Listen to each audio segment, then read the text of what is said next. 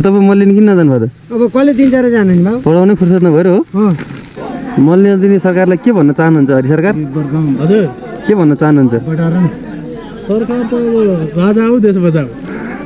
अब के अरे 20 रुपियाँ पनि बारी भएको मान्छेले 5 किलो मल कहाँ लगाएर हाल्ने त? एउटा सुर्कुम छरिदिनु। त्यही एउटा सुर्कोमा छर्नको लागि बिहानदेखि लाइन बस्यो। हजुर त्यही पनि छैन, युरियामा कस्तो हुन थाहै छैन। हाम्रो सरकारले बनाइदिएको ओरिजिनल बाटो यस्तो बवाल छ। मल पनि सरकारले पठाइदियो हो फ्रीमा, तपाईँले देखिहाल्नुभयो। पैसा मात्रै हामीले तिर्यो हो।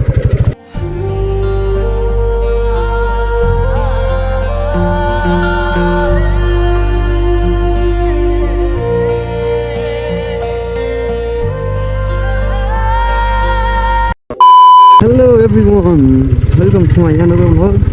र तपाईँहरूलाई स्वागत छ मेरो नयाँ भ्लगमा। र आज चाहिँ म तल मल लिन जाँदैछु गाइज।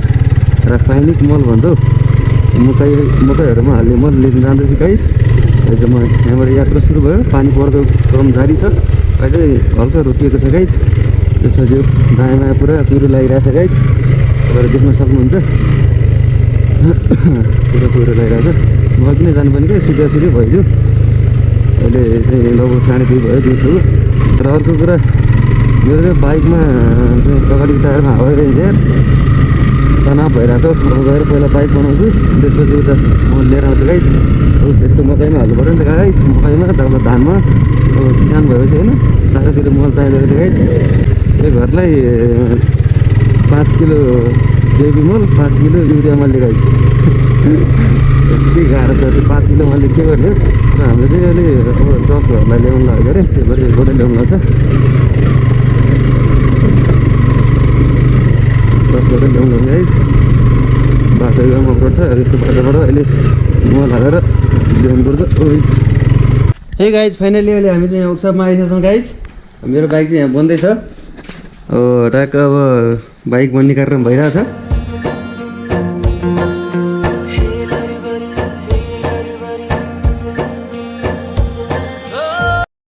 यो ऐना मिलाइदिउँ न यार। राति यार बाइक राखेर लडेछ कि। ल गाइस, अब चाहिँ यहाँ बाइक साइक बनाएर भयो, हाम्रो काम सक्यो। अब चाहिँ म उता मल लिन जाँदैछु। त्यहाँ बल पनि पर्खिँदै हुनुहुन्छ। आमामा बिगेरी बाटो गाइस।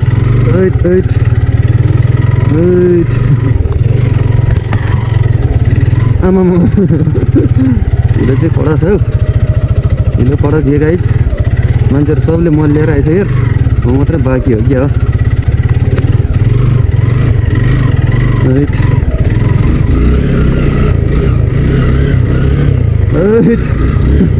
कडा चिप्लिन्छ हौ बाटो, डेन्जरस है गाइज। आप देख सकते हो हमारा बाटो। अभी पानी परा है। It is raining time. उता बालो झिउने कार्यक्रम भइरहेछ। मल चाहिँ यतै भनेको थिएँ गाइज।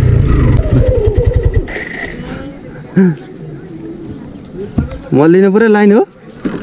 ए मल लिने लाइन छ भने चाहिँ किसान हरि किसान मल खोइ त 5 किलो मल आउँछ हजुर। जस्तो 10 किलो युरिया आदि डिएपी त्यो समस्या छ। गरिखान गाह्रो छ। किसानी भन्ने चाहिँ हरेक चाहिँ कृषिमा बल गर्ने भन्ने मल दिने यस्तो लाइन बस्नु पर्ने हेर्नुहोस् गाह्रो छ। खायो नि खायो। ल यहाँ चाहिँ पुरै मल लिनेको लाइन छ। पुरा खैला वैला छ त यहाँ। वडा बसेबाट चाहिँ पुरा मल वितरण कार्यक्रम भएर छ। 5 किलो युरिया 5 किलो डिएपी।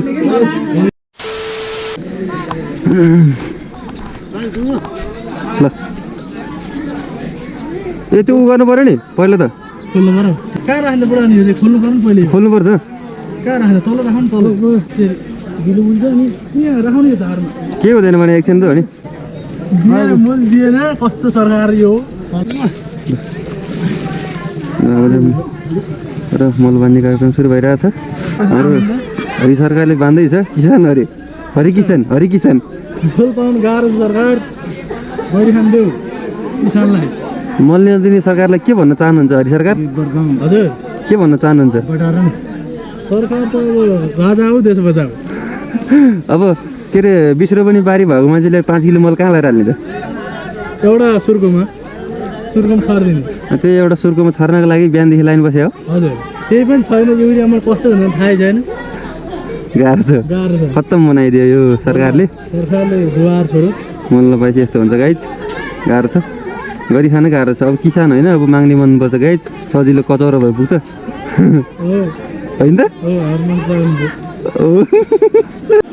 ठिक गाइज ल मलबानी कार्यक्रम सुरु सक्यो ल ल ल ल खबर ल बिस्तारै ल गाइज अब मजा लाग्दैछु मलबानी कार्यक्रम सक्यो 50 किलो मल लिएर हिँडेँ गाइज 10 घरको लागि फेरि एक बोरा मल पनि यार पहिला हामीले चाहिँ आफ्नै लागि चाहिँ लगभग 15-20 बोरा मल ल्याउँथ्यो आज चाहिँ एक बोराले 10 घरलाई टार्नु पऱ्यो अरे कि अब त्यो कहाँ हाल्ने के गर्ने थाहा छैन गाइज मकै बनाउनु कति गाह्रो छ गाइज गाह्रो छ बाटो पुरै हिलो हिलो छ हाम्रो सरकारले बनाइदिएको ओरिजिनल बाटो यस्तो बवाल छ मल पनि सरकारले पठाइदियो हो फ्रीमा तपाईँहरूले देखिहाल्नुभयो पैसा मात्रै हामीले तिर्यो हो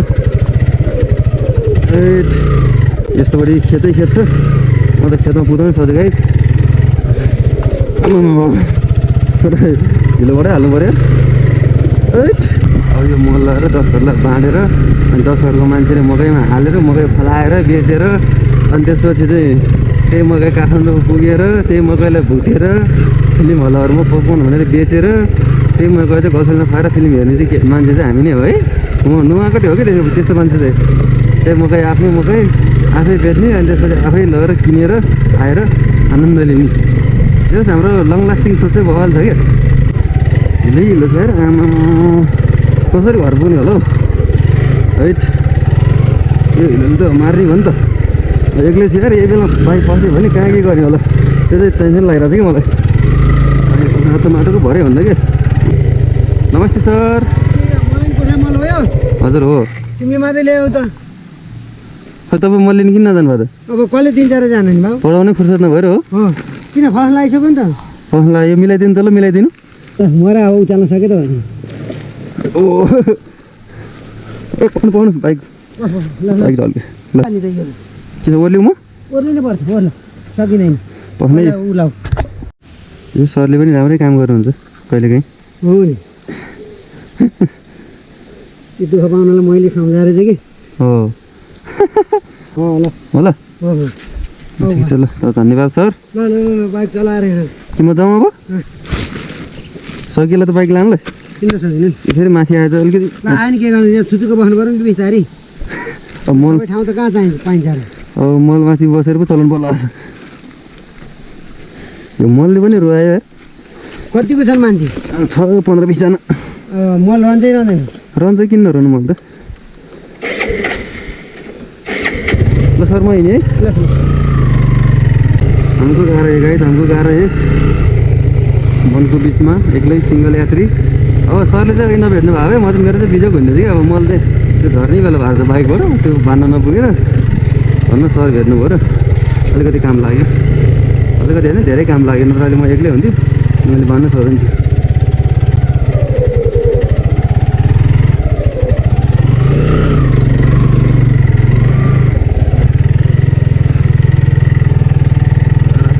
चिप्लिन के यार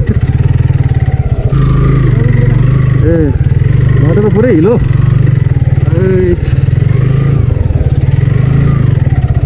ल गाइज इतिहास खै डेन्जर हिलो पनि काट्यो यस्तो छ गाउँले जीवन यस्तो छ ताल गाइज गर्नेले काम नगरिदिएपछि दुःख पाउने हामीले हो गाइज त्यो भिडियो चाहिँ माथि पनि कायम पुऱ्याउनु पऱ्यो गाइज पुरुषहरूलाई देखाइदिनु पऱ्यो दिदी लामा भ्लग्स अलिकति चाहियो भनेर कतिले भन्नाले अब मलाई मात्रै होइन सबलाई गाह्रो छ गाइज अहिले देखिहाल्नु मल लिनु त्यत्रो लाइन छ यार अब आफ्नो पैसा तिर्नु छ यार मल पाउँदैन यस्तो गर्नु त नभयो मल त पायो अब लिन जान गाह्रो पानीले भित्र सब भित्रकै छन् र गाइज म चाहिँ अब मल लानतिर व्यस्त भएँ मलले मलाई अलिकति दुःख दियो गाइज अब यही मलका साथ म घर नपुगेँ आजको भ्लग यहीँ इन गर्छु गाइज किनभने अब अलिक गाह्रो छ बाटो अलिक लास्टै अप्ठ्यारो छ बाई गाइज भेटौँला नेक्स्ट भ्लगमा